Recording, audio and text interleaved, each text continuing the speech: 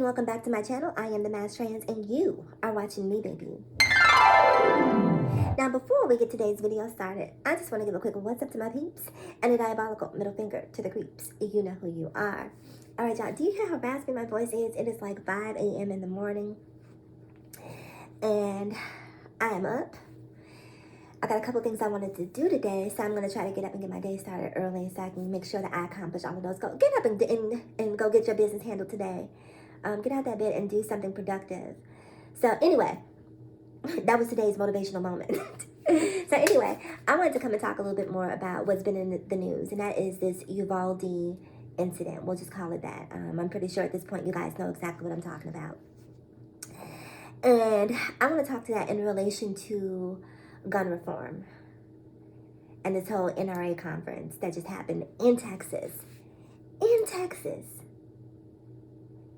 I mean, that takes some chutzpah, right? In the midst of the biggest mass shooting, and it said, I was going to say really quick, the biggest mass shooting in Texas, mass school shooting in Texas. You see how we have to continue to quantify this? The biggest mass shooting in Texas, not in America, but in Texas. The NRA decides to have a conference. That's bold. Baby, that takes moxie. They said we paid for the venue. The tickets have been purchased. Hotels have been booked. Oh well. Oh well about your kids. Oh well, good luck. You can have more. And I know that sounds a little harsh, but to me, that's exactly what them moving forward with this convention says. Our event is more important than showing respect to those babies that passed away.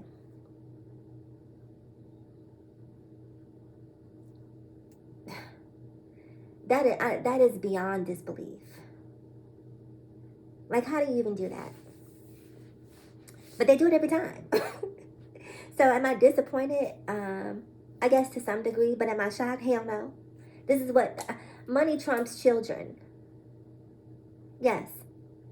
Money trumps children. People are so concerned with the bottom line and being able to buy more stuff that they don't value human life to the degree that I feel they should. So here it is. So many lies have come out, first of all. How do I want to talk about the police being outside of that school for an hour plus and not gaining entrance. But I also,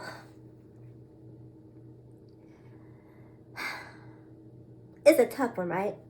And I know a lot of people may not agree with my opinion on this, but it's a tough one in a sense, right? Because self-preservation can sometimes push you to act in a selfish capacity. And I don't know if that's what caused these officers not to go inside of that school. But from a human standpoint, I can understand allowing fear to cause you to not be able to do your job. You know, I can understand selfishness to cause you to not be able to do your job. You know, in that moment, there's a shooter in there with a high-powered weapon. I'm not quite sure what the circumstances are.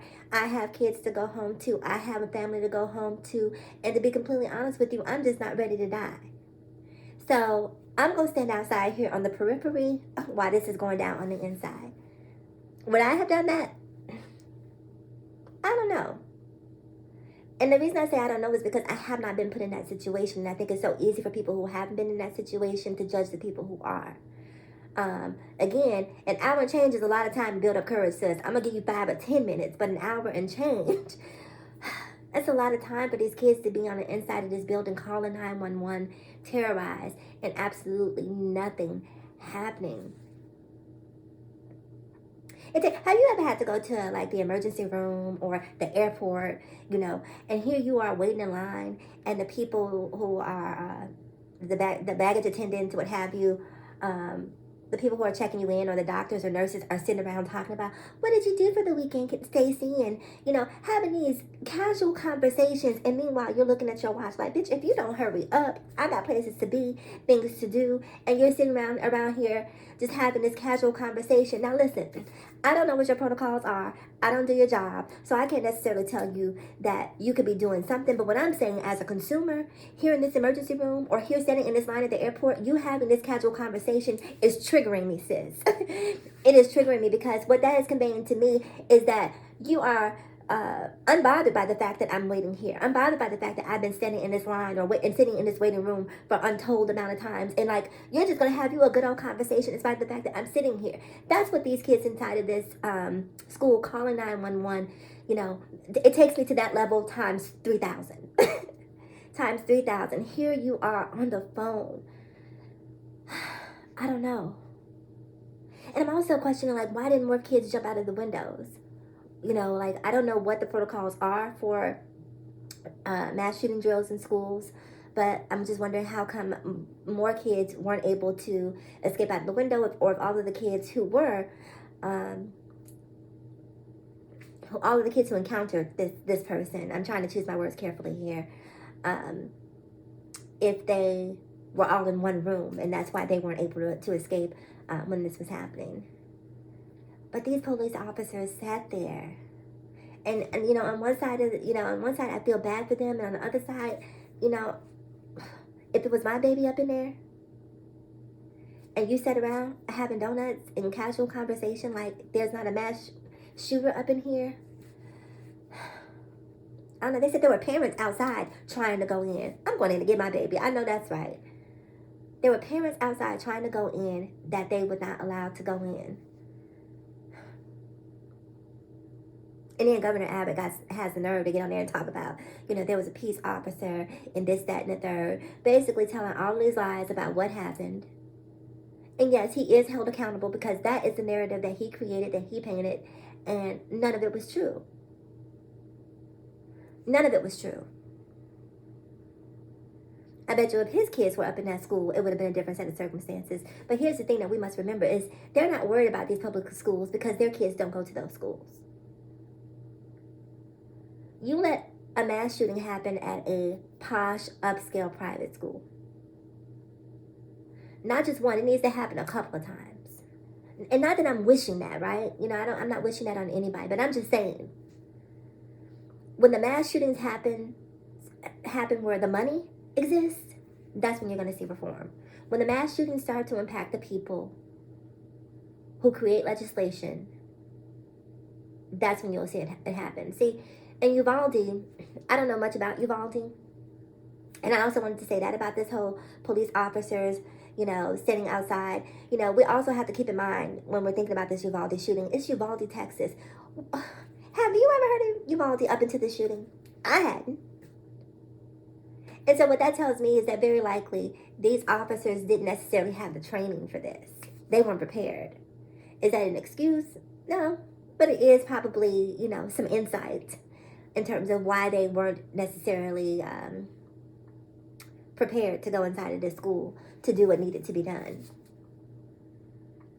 But anyway, back to my point that I was just making about, this happening, in different social settings, or a different class, if you will. If these shootings were happening at a private school, where it is likely that many of your legislators' children go, if these types of shootings or incidents were happening there on a regular basis, I guarantee you we would see reform. At the very least, we would see security upgraded to the degree that it would no longer be a soft target.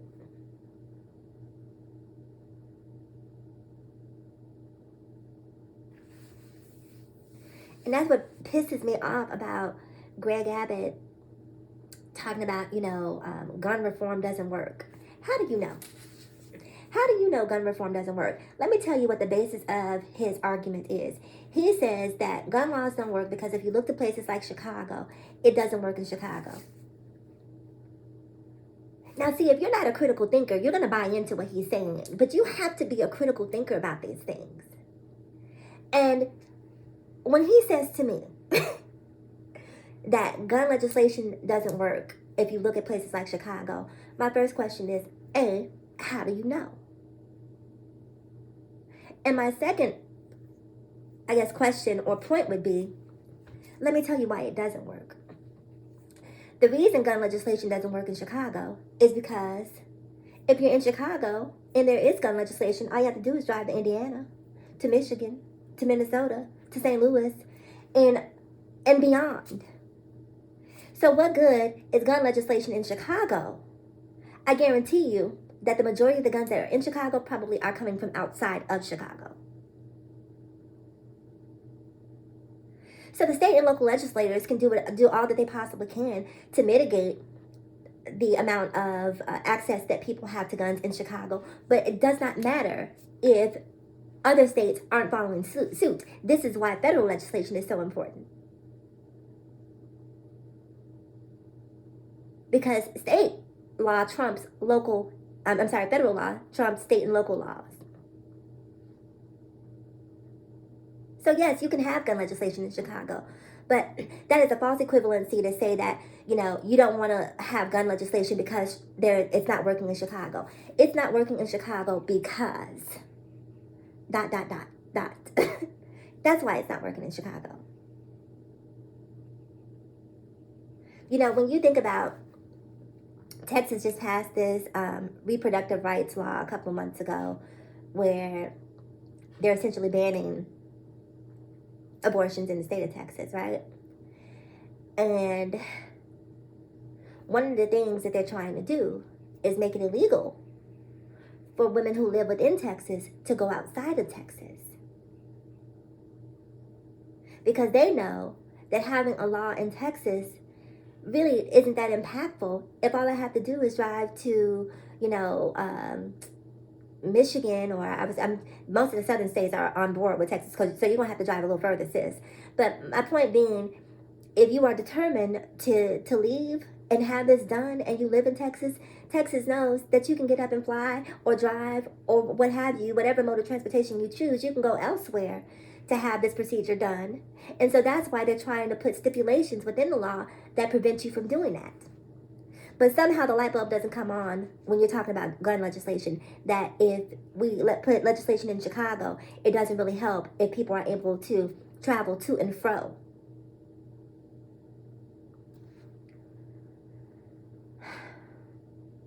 These elected officials think that you guys are dumb.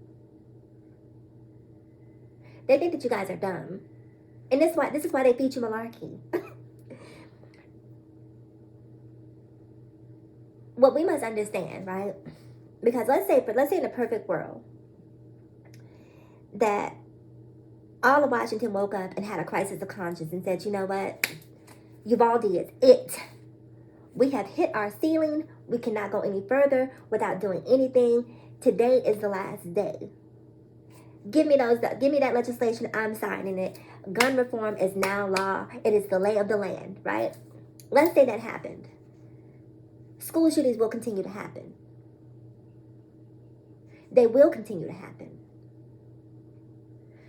But who was it? Which president was it? Roosevelt, I believe. Trickle-down economics, was that Roosevelt? Correct me in the comments if I'm wrong. But trickle-down economics. Signing this legislation is not going to have an immediate impact. It is going to be a trickle-down effect. It's going to take some time, right? There's too many guns on the streets right now. Not only is it too many guns, the rhetoric has radicalized too many people. And all of those things take time to undo. Right now, we live in a world divided by CNN and Fox News. That is the world that we live in. And for whatever reason, the two are convinced that they cannot coexist. If I, live in a CNN world, then, I want this ultra-liberal world. And if I live in the Fox world, I want this ultra-conservative world. And because we live in these two parallel universes,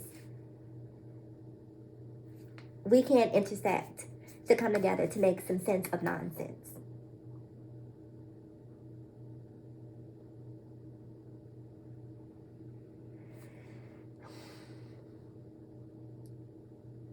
I can't even understand why a person would want to have a child in this day and age.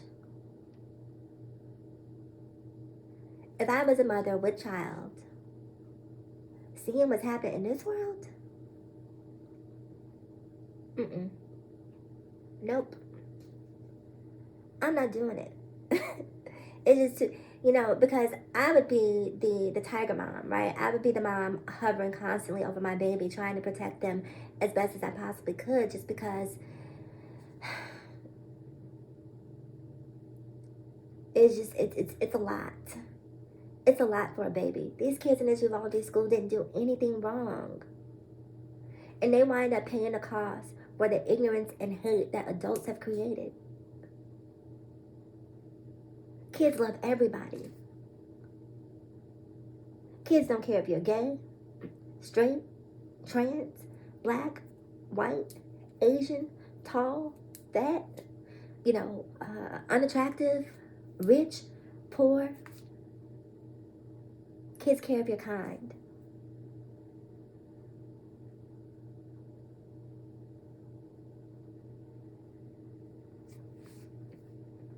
That's all they care about. They don't even know what legislation is, It's our job as adults to keep them safe. And we're so busy with this infighting, There's no reason. I don't care whether you're a CNNer or a Fox Newser. There's no reason for a high-powered weapon. I heard somebody talking about feral pigs. That people, who live in these rural places want these high-powered weapons to take care of feral pigs. That's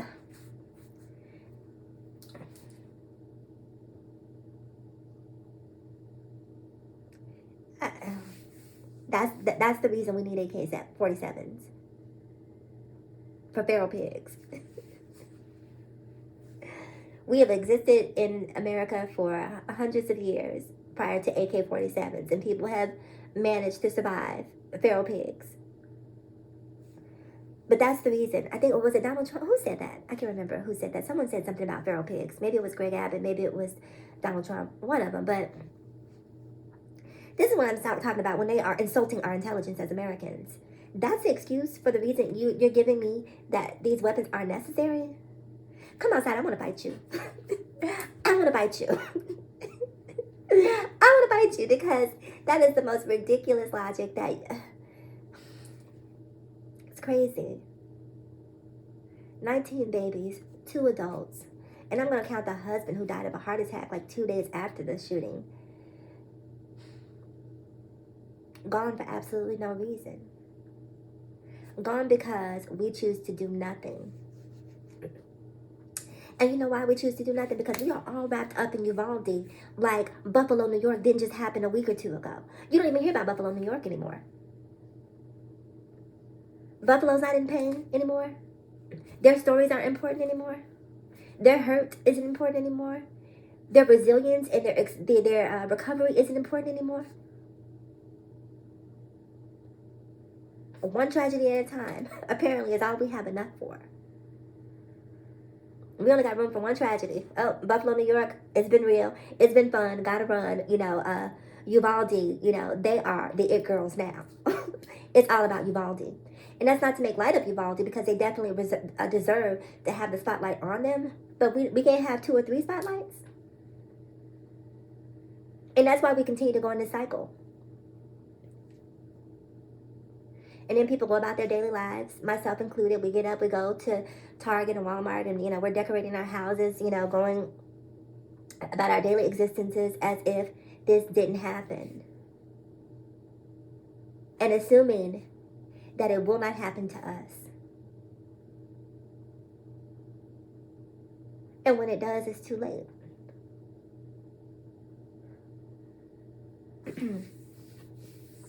So let me wrap this up. I've been talking here for 20 plus minutes. But I want to say, again, when we do see gun reform, don't expect immediate results from gun reform. If we see gun reform, I should say. Understand that it's going to take time. There are so many... America is sick, and it needs to be medicated. It needs to be medicated. And I don't know how to get people to understand. Even when I go through my comments, you know, I read the hood, right? I read the people. I was talking about the Uvalde shooting in a video, and someone said, we don't need to hear from a freak on serious issues. As if my opinion as a trans woman is somehow nullified by the fact that I'm trans. Girl, if you don't have a seat. Talking about we don't need to hear from freaks when it comes to serious. Baby, ain't nothing freaky about me. Oh, wait, well, my man may have a different story. But I'm probably the most normal, everyday, mundane person you would probably encounter. But America is sick and people can't see that because they've been taught that trans is somehow evil, malignant. I don't know what their thoughts are, honestly, because I don't try to fit. If you are depraved and ill in a way that is based or rooted in hate, it ain't my job to fix you. It's my job to stay away from you and just make sure if you come with, if we cross paths, mind your business before I don't mind mine. That's how I move through this world. America is sick. So much hate. So much entitlement. Everyone feels like they have a right to, that for whatever reason, their existence, their wants, their beliefs, their values supersede everyone else's. Excuse me.